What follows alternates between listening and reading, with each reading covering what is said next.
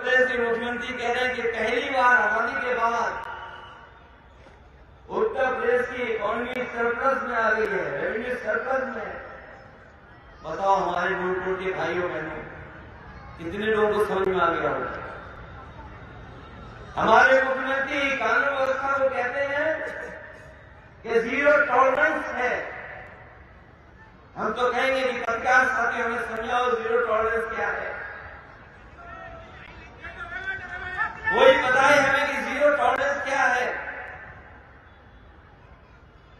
अरे आप नहीं समझ पा रहे हो तो कोई अधिकारी तो होगा ना पढ़ा, वही हमें बता दे कि जीरो टॉलरेंस क्या है। इसलिए इन लोगों से सावधान रहना।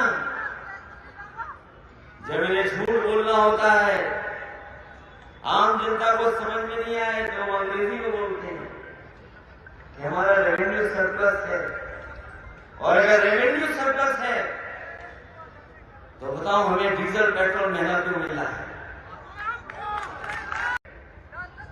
और अगर रेवेन्यू सरप्लस है तो आपको कौन रोकता है कि हमारे किसानों को गन्ने की कीमत न बढ़ा दी जाए। अगर रेवेन्यू सरप्लस है, हमारे किसानों के गन्ने की कीमत बढ़नी चाहिए और कम से कम इतनी बढ़नी चाहिए कि जितना बाजार में महंगाई है, कम से कम अगर वो गन्ना चीनी मिलों के पास भेजता है तो थोड़ी बहुत उसकी गरीबी दूर हो जाए।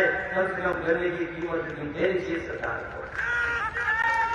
और अगर रेवेन्यू सरप्लस है तो हमारे नौजवान ये खाली हाथ क्यों बैठे हुए हैं?